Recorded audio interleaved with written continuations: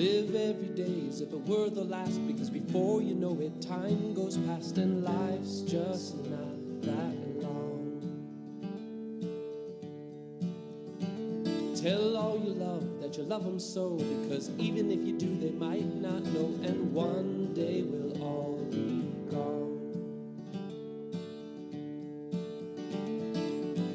Taste the wind, don't let it blow on by. Sing songs of love, let the music get you high. I love to dance. I love to dance to oldies music, Freddie Fender, Elvis Presley, Willie Nelson, many more. I love to dance to mariachis. I love to dance to Diana Ross, the Supremes, Motown. Now, I've never taken dance lessons, and I don't know the steps, but I dance what I feel. I dance with my friend Maria. She and I have danced many times over the years at fiestas. I dance with other women. I dance by myself a lot. I would be glad to dance with certain men, but sadly, most men do not have the balls to dance with men unless it's in a gay bar. Women sometimes dance with women at fiestas. No big deal. In 1986, 35 years ago, I danced at a street dance with my boyfriend at the time, David, in Freeport, Illinois, just 6 miles from my family farm. And later that evening, David and I danced together at a Mexican bar in Rockford, Illinois. A Mexican bar, it was not a gay bar. No one beat us up. No one threatened us in either place. Who knows how many men, seeing us, David and me, dancing together, how many men wished they had the balls to dance with a man friend. Governments lie. All governments lie, especially in times of war. Truth is the first casualty of war. Sadly, Colin Powell was very high-ranking in the U.S. military and the U.S. government. Colin Powell had the blood on his hands of millions of people in the Vietnam War, the Gulf War against Iraq, and the later U.S. war against Iraq under George W. Bush. Colin Powell grew up in New York City, and many of his neighborhood's kids became violent street gang members. Many gang members there died on the streets. Many of those gang members went to prison. But the awful, sad, bloody truth is that Colin Powell was heavily involved in the blinding, the crippling, the murder of far more human beings than all those violent street gang members combined. But because Colin Powell did it as a big shot in the U.S. military and the U.S. government, millions consider Colin Powell a success, a hero, a model of African American achievement. I wonder if he ever pondered long on what Martin Luther King had said many years before, the greatest purveyor of violence in the world today is my own government. Do you see anyone in U.S. mainstream newspapers, radio, or TV say this about the atrocities that Colin Powell was heavily involved in? Sadly, most of these mainstream media are addicted to the U.S. war machine. No one is born evil. Colin Powell was not born a war criminal, but sadly, he became a war criminal step by step as many people cheered him on. White U.S. presidents, white U.S. generals are also war criminals. Colin Powell sadly celebrated black people being accepted and promoted in the most violent gang in the United States, the U.S. military. And for thousands of years, empires have celebrated when some of their former victims, the victims of those empires, become accomplices in the crimes of those empires against other human beings. Bee pollen is a rich source of protein and vitamin B12. Bee pollen contains almost all of the vitamins, the minerals, and the other nutrients we need. Bee pollen is one of nature's most completely nourishing foods. Bee pollen is tiny pellets. And if you're just starting bee pollen, eat only one tiny pellet to see if you are allergic to bee pollen, if you get a rash or wheezing or any other reaction. Now, the vast majority of people have no problem with eating bee pollen. I take 1 teaspoon several times per day. And as I say, if you're just starting out, try one tiny pellet to see if you're allergic, and then a little more. And I recommend taking at least 1 teaspoon per day. I take 1 teaspoon several times per day. Bee pollen is best from a local beekeeper. I know a couple local beekeepers, and I urge you to buy from local beekeepers.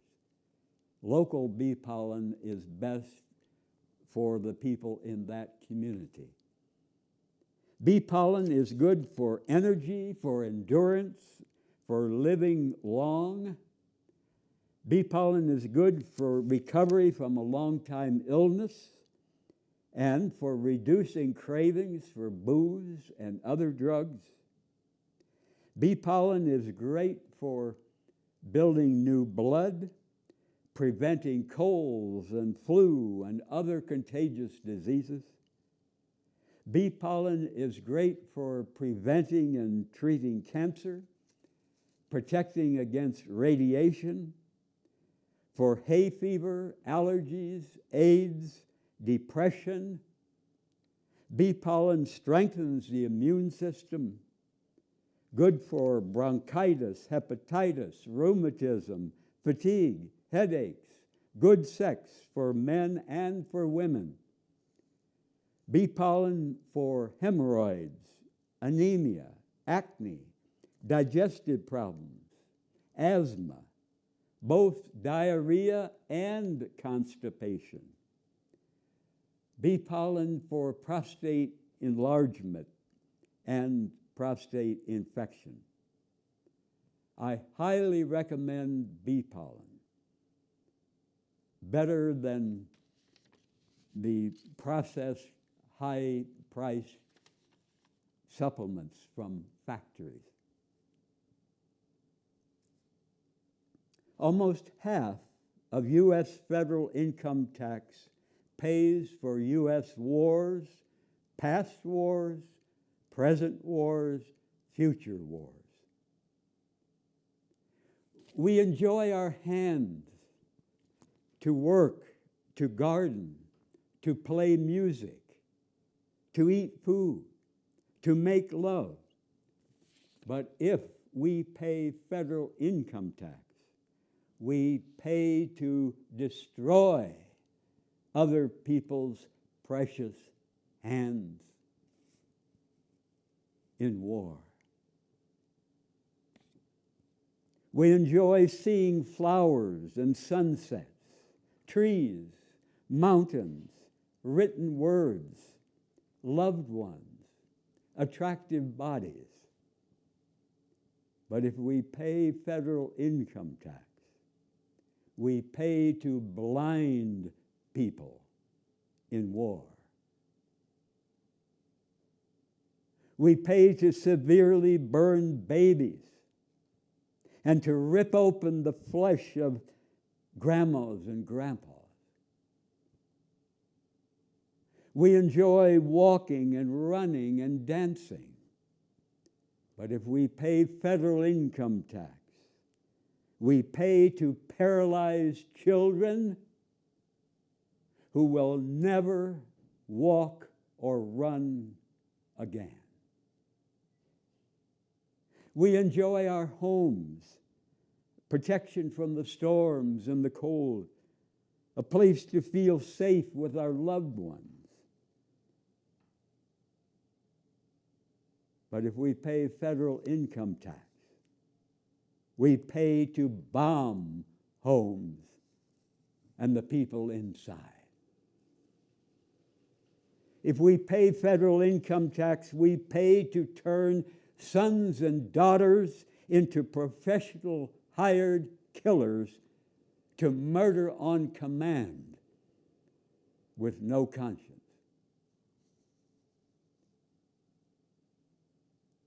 I have paid not one damn bloody penny of federal income tax for 42 years, and I never will again. I have no right to do to other human beings what I do not want them to do to me.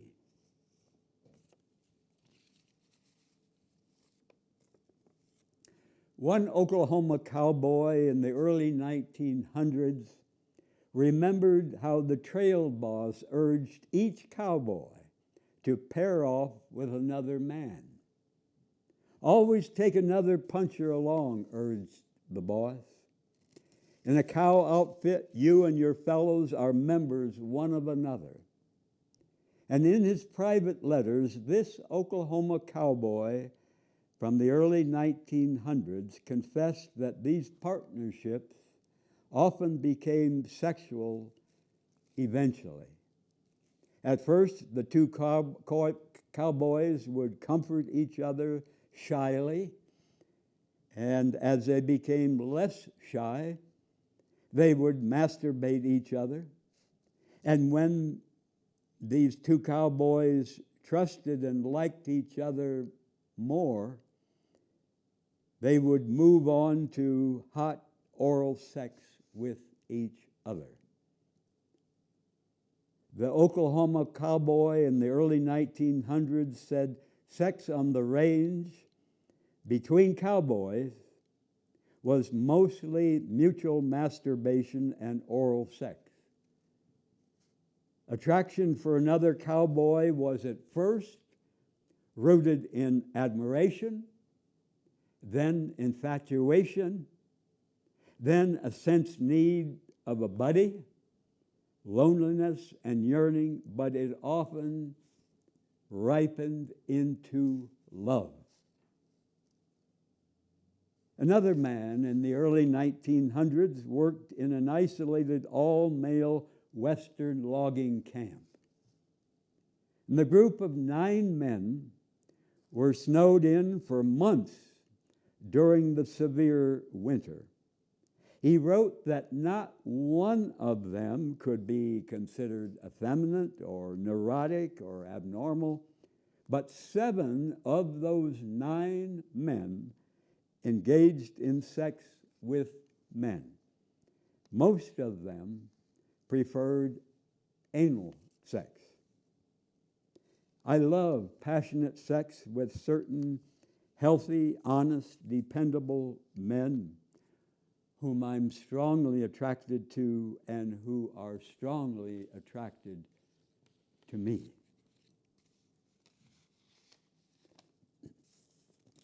I grew up on a farm in Illinois, and I've been a gardener for many years, there and here. Cutting off a bad weed is not enough. I have to dig it out or pull it out, roots and all, if I want to get rid of it. And if we want to conquer COVID-19 and other variants and all infectious diseases caused by bad germs, we need to get to the root of the problem. Weak immune systems in most people. Millions worldwide have suffered the hell of the coronavirus and its variants. Many have died. My 86-year-old brother in Illinois was hospitalized for 5 days because of the coronavirus. A man I knew here for years died with it. And many, if not most, of those who get very sick and die, sadly, are fat or have other serious underlying conditions: kidney disease, liver disease, diabetes, alcoholism, cigarette addiction, heart trouble, cancer, asthma, and more. If you have any serious underlying condition now, or if you've been eating crap and living unhealthy, boozing and cigarette smoking and not getting enough sleep and on and on and on, like most people in this country, making big changes now is not, and I emphasize that, is not going to protect you immediately from getting sick from the coronavirus or its variants. So most of you will get some protection if you get vaccinated. But some people, like Mary Adkins of Albuquerque, suffer apparently from the vaccination itself. And here is her published letter from the August 19th, 2021 Albuquerque Journal. Mary Adkins, here in Albuquerque, writes, "There's no place to hide from the hourly overload of COVID graphs, pictures of shots going into arms, morbid coverage of deaths of non-believers of the shots, or suggestions that we are endangering our world if we do not get the shots." But she says, however, there has been no coverage of the after effects of those shots. 8 months ago, she says, I was vaccinated. I still suffer severe side effects similar to those reported by COVID survivors. Weakness, fatigue, coughs. Do I hear cover-ups? From the letter by Mary Atkins here in Albuquerque about suffering 8 months later after the vaccination and from that vaccination. But if you're serious about living healthy in the future, and if you want to strengthen your immune system against all infectious diseases, from viruses and all other bad germs, make huge changes starting now and keep doing it every day for the rest of your life.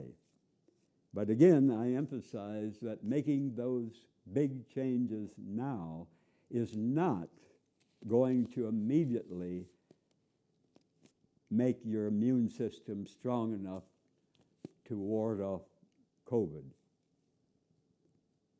I have not been vaccinated, and I do not plan to be vaccinated. But here is how I keep my immune system strong. I drink no booze, not one damn drop. I smoke no cigarettes. I take no prescription drugs. I use no street drugs. I eat no meat. I eat no dairy, no cheese, no milk. I stopped cooked food in 1998. Cooking destroys most of the nutrients, not all, but most, up to 85% of the nutrients destroyed by cooking. Cooked food is dead. If you take a seed, any seed on earth, and you cook it and then plant it, you can pray, you can hope, you can water till hell freezes over, and it will never, never grow. It's dead. And for optimum health, for the best health, we need only healthy, raw plant foods, living foods, not dead foods. I eat lots of fresh fruit, apples, bananas, peaches, grapes, mangoes, melons, 1 or 2 small avocados most days. I drink no fruit juice. We need the fiber of the whole fresh fruit, not the processed fruit juice that's often heated to high temperatures in order to bottle it. Chew or blend the whole fresh fruit. And of course, organic is best. Some of my fruit that I eat is organic, some is not. My main food is 2, 3, or 4 quart jars every day of my blended smoothies. And my smoothies are concentrated nutrition from raw plant foods.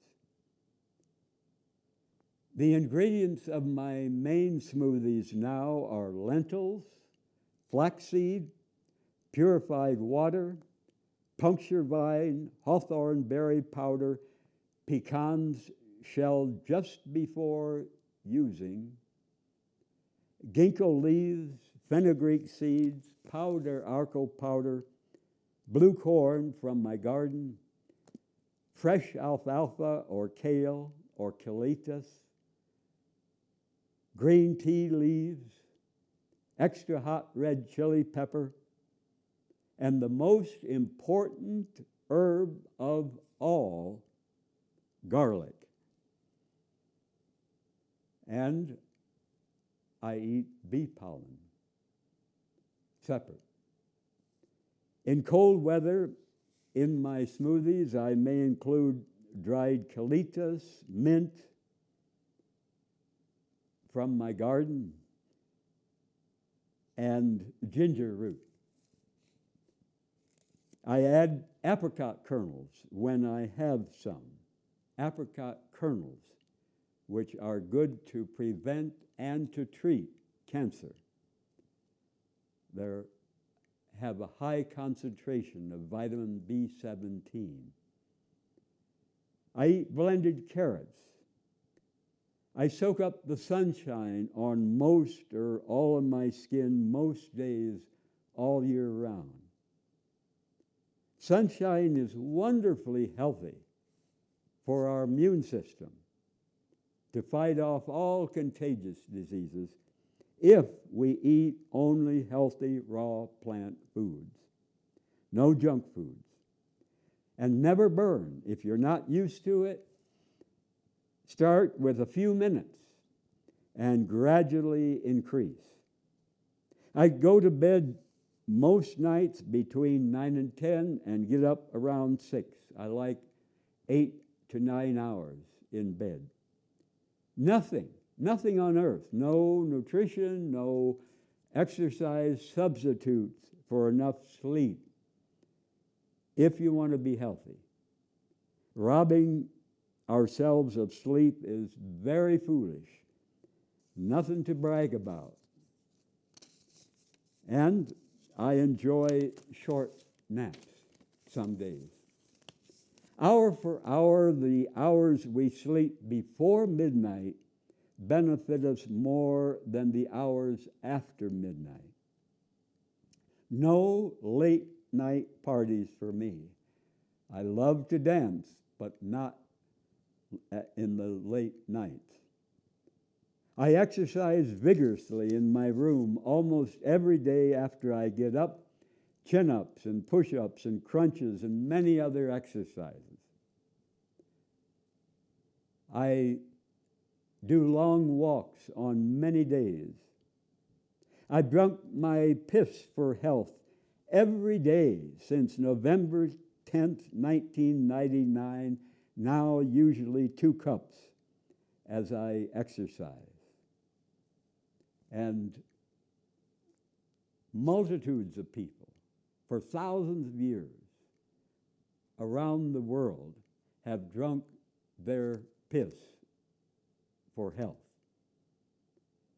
So it's nothing new. It's not New Age. It's nothing I dreamed up. In Mexico for at least 9,000 years. In India for at least 5,000 years. And many other places. I treasure heart-to-heart conversations with friends, new and old, old and young, male and female. I aim to forgive myself and to forgive others and to ask forgiveness. Grudges are no good for our health.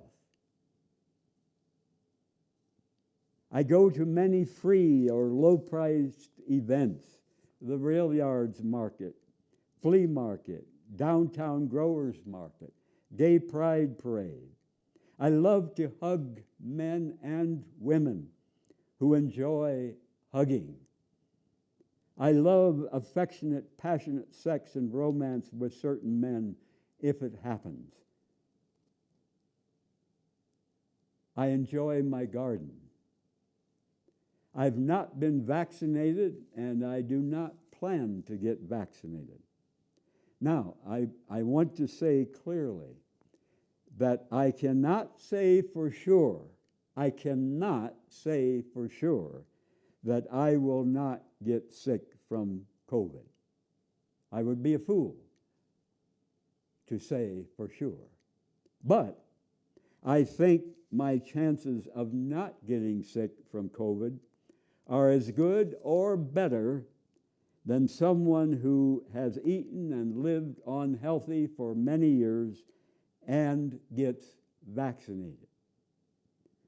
Sadly, the drug companies selling the vaccines make billions, not just millions, but billions of dollars off this awful COVID pandemic.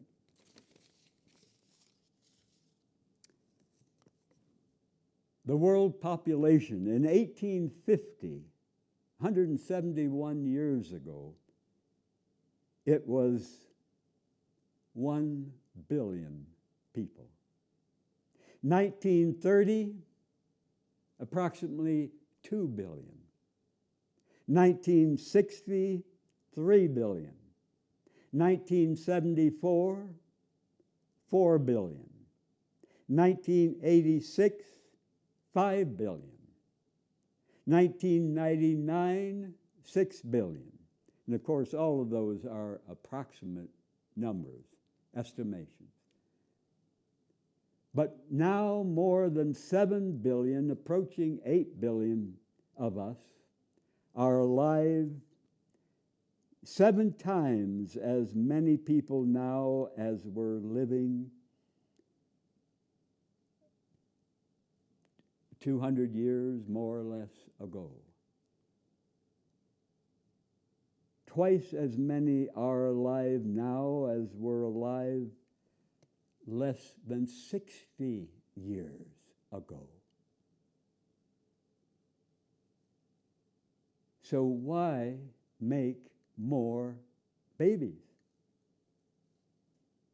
Now, if you already have biological children, love them, treasure them, care for them, and teach them by your own example to enjoy living simply in the world family, consuming no more than their fair share in our world family of more than 7 billion sisters and brothers, plus the many billions to follow us, if human beings survive the climate crisis and the threat of nuclear catastrophe.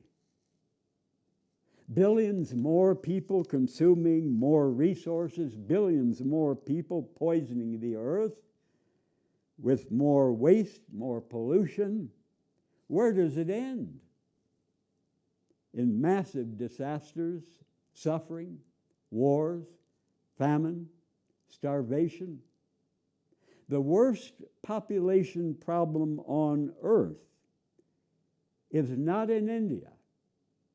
It's not in China. The worst population problem on earth is not in Africa. It's in the United States. Because most people here consume and pollute many times more per person than most people in India or China or Africa. No U.S. child has the right to live in luxury with a room packed with toys and a closet packed with clothes, while a child in Africa or India or China dies of hunger. We have no right to spoil children here rotten, while children in other nations suffer in the cold with no home. I, as an adult, have no right to much more than I need, while many millions worldwide suffer on far less than they need. U.S. children are no more precious, no more human than children in Africa or Haiti or Iraq or anywhere else on earth. And if you have no biological children, and if you're committed to fairness for all people now and in the future, how can you justify having more than one biological child? Better yet, have none. But if you love children and you want to help children, help the millions of children already here, the millions of children worldwide who desperately need love and care and food and shelter. Adopt a child or become foster parents. Give money to those children's organizations that stretch every dollar to do the most good, because there are a hell of a lot of organizations that waste so much of your money on offices and high salaries for their employees. Give to those organizations that stretch every dollar to do the most good, with no highly paid staff and no fancy offices. For many reasons, I am glad I have no biological children. Why make more babies when millions of children already here suffer hell? Both my mother and my dad had serious teeth problems. My mother had all her teeth pulled and had false teeth either before or soon after I was born, when she was 38.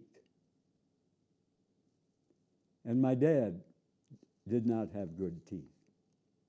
We all get some weakness through our genes from our parents, whether it's a weakness of the teeth or the eyes or the heart or the ears or whatever part of the body. But the problem is not just the genes we inherit. It's also addiction to the same junk foods and other unhealthy habits of our families. The boozing or the cigarette smoking, not getting enough sleep, not getting enough sunshine, not getting enough exercise, too much stress. But no matter the body weaknesses that we have inherited or the bad living habits of our families, we can still become healthy when we wake up and change. In most cases, we do not have to stay stuck, dying young or suffering months and years before we die. Those inherited weaknesses are a flashing red light warning us to change, to live healthy in every way. And of course, for years, as I've said repeatedly on this program, as a kid and in my 20s, I ate a lot of sugar shit. And so it wasn't just the unhealthy genes from both my mother and my father as far as my teeth. It was what I put in my mouth before I woke up and changed.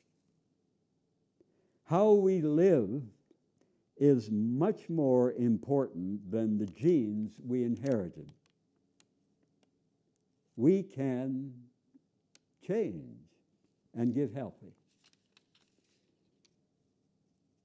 Many adults get rich off poisoning kids' bodies and minds. Many churchgoers are horrified when kids kill kids and old people.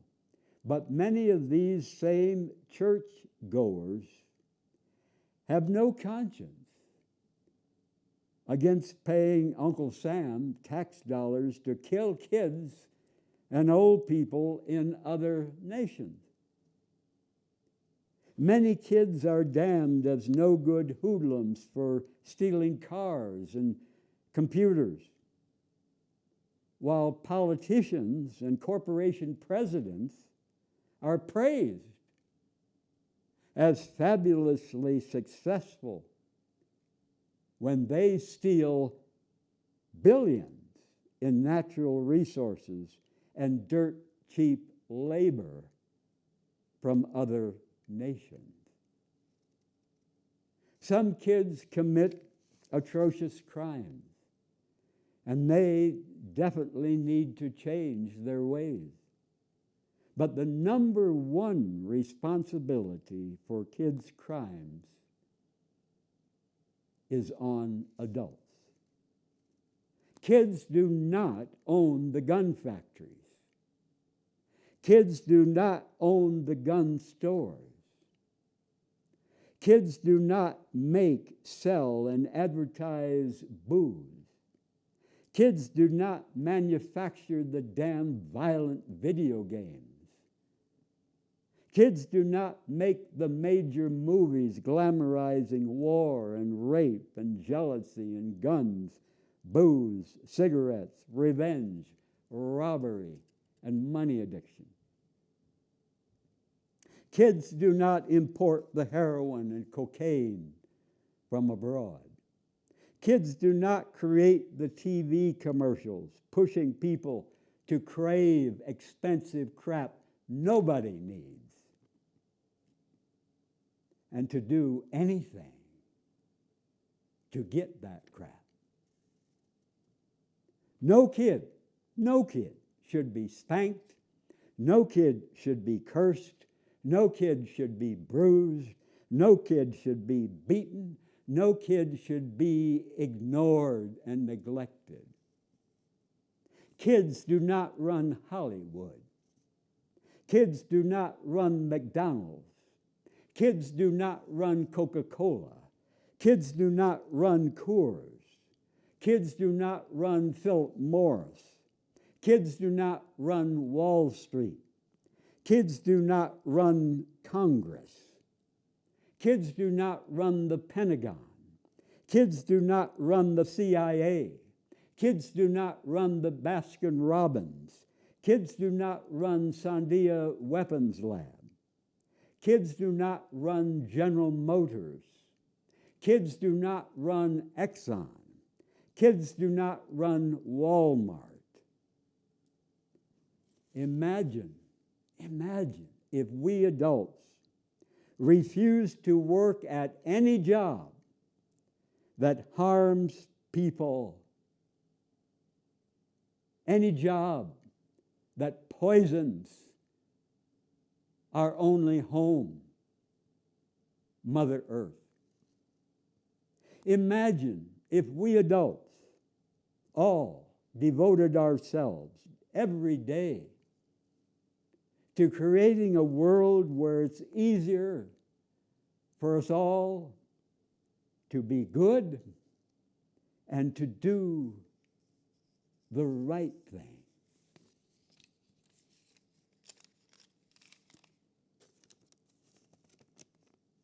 When I was in my teens and 20s and into my 30s, I sang many solos in churches, and my mother was my number one fan.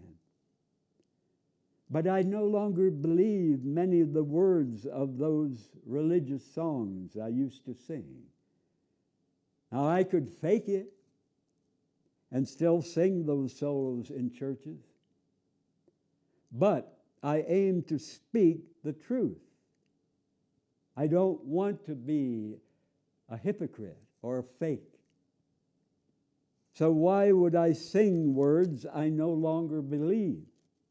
Is singing words I do not believe any better than speaking words I do not mean?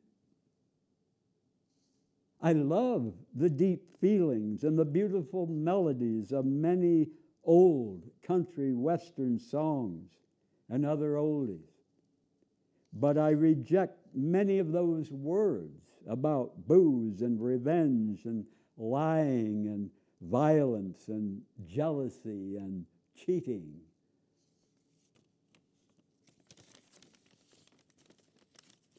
Hating myself when I do wrong does not make me a better person. Hating myself when I mess up and do wrong does not make me a better person. Damning myself when I seriously hurt someone does not make me a better person. We become better to other people when we become a better friend, a more forgiving friend to ourselves. Imagine how the most loving parent would be to a son or daughter who committed some awful evil. I need to be that most loving parent to myself when I commit evil. Imagine how the most loving friend or the most loving coach would treat someone who did serious wrong. We can learn to be that loving parent, that loving friend, that loving coach to ourselves, not giving up on ourselves, not cursing ourselves as hopeless. We can become our own best friend.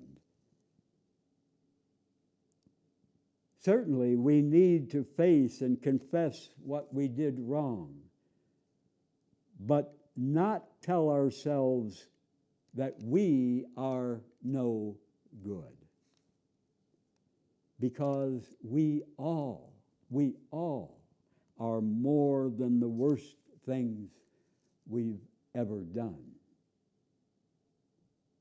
Damning ourselves often leads to boozing and other drug addiction, horrible shame. Damning ourselves often makes us more mean to other people. If we want to deeply love and forgive other people, we need to start with loving and forgiving ourselves. Like a small child learning to walk, falling, but getting up and trying again, learning from our mistake.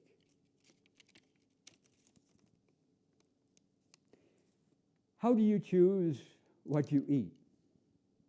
Do you let the television or the billboards addict you to unhealthy shit?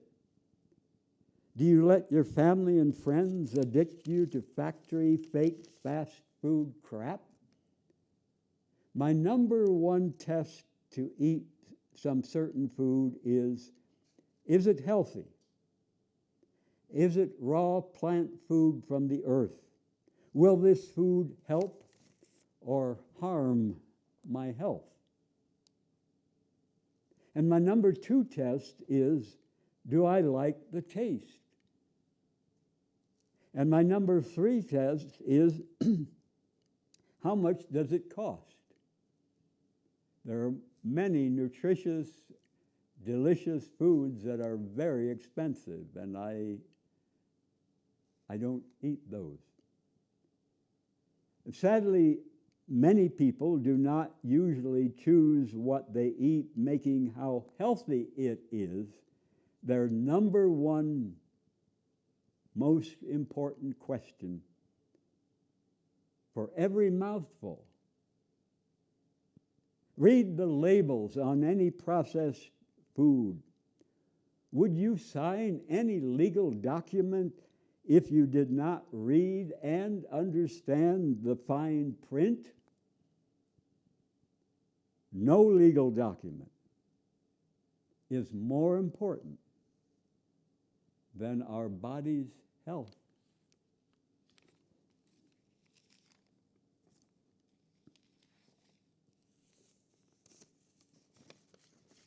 Why do I tell people that I'm gay?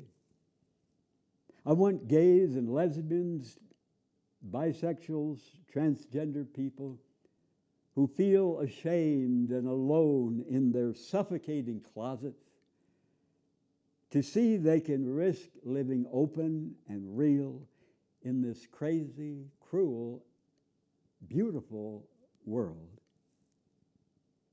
I refuse to invest my hours and letters and calls and affection and friendships with straight people who do not know my romantic attraction to certain men. Because such friendships, if they don't know, such friendships can fade or vanish or turn cold as ice, or even to hostility when they find out the truth. Why should I play the fool? What healthy straight man would deny or keep people guessing about his strong romantic attraction to certain women? So why would I deny or keep people guessing about my strong romantic attraction to certain men? My mother taught me to tell the truth. I refuse to live a lie. I would rather be hated. I would rather be insulted. I would rather be rejected by some people for who I am than loved by them for somebody I'm not. I refuse to let people make me feel or act as if my sex, my romance with men is a shameful secret or a sick sin, quarantined to gay bars, adult bookstores, dark parks, closed bedrooms.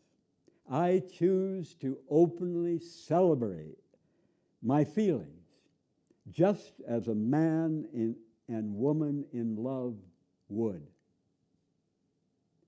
The main purpose of sex is not to make more babies, especially with a world population approaching 8 billion.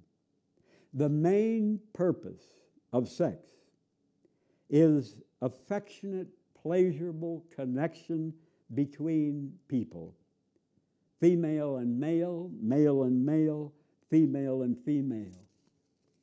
And one of the best kept secrets is the multitude of bisexual and bi-curious men all over the world. And many men and older boys who yell faggot at others have sex with males, or they want to, but they do not have the balls to say so. And some males are terrified, and I mean this, they are terrified of their own hidden, repressed desires, scared if they tried it once with a male, they would enjoy it so much that they would want to keep getting it on with males. And if it were not for the terrible taboos from religion, from family, from friends, most, if not all, men would be strongly and sexually attracted to at least one man during their lifetime and would enjoy sex and romance with him, even if they also strongly enjoy sex and romance with women. Sex between men would become as popular as baseball, basketball, wrestling, soccer. And sadly, many parents would much rather have their son injure a man and get injured in a boxing ring or kill a man in war than have their son be in love and make love with men. And if I'm sexually attracted to a man who is married to a woman, and if he is sexually attracted to me, I hesitate to have sex with him. I do not want him lying to his wife. I do not want him getting in fights with her because of me if she does not know and if she does not accept that he is bisexual. Many married men feel they have the right to have sex with other women or men, but they demand their wives have sex with no other men or women under the threat of divorce or violence. And that is awful. So unfair to their wives or their girlfriends. I want any bisexual man I have sex with to be honest, to be fair with his wife or his girlfriend. No lies, no bullshit, no cover-ups, no double standard. And until any man anywhere on this earth can tell his family, his friends, his coworkers, he is in love with a man with no shame, no fear, no guilt, just as freely as he could tell them he is in love with a woman. And until any woman anywhere on this earth can tell her family, her friends, her coworkers, with no shame, no fear, no guilt, that she is in love with a woman, just as freely as she could tell them she is in love with a man. Our romantic struggle for romantic freedom must continue. I would not give up my strong romantic attraction for certain men for all the money, all the fame in this world.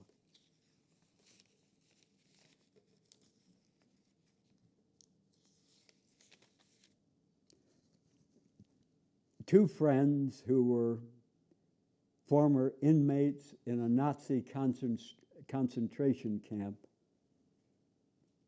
many years before were conversing together.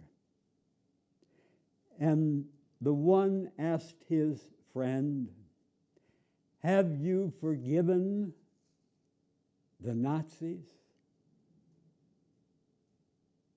"Yes," his friend answered. And the other friend said, "Well, I have not. I'm still consumed with hatred for them." His friend said gently, "In that case, they, the Nazis, still have you prisoner. Even for our own good, we need to forgive our enemies and ourselves." Good night. Live every day as if it were the last, because before you know it, time goes past and life's just not that long. Tell all you love that you love them so, because even if you do, they might not know, and one day we'll all be gone.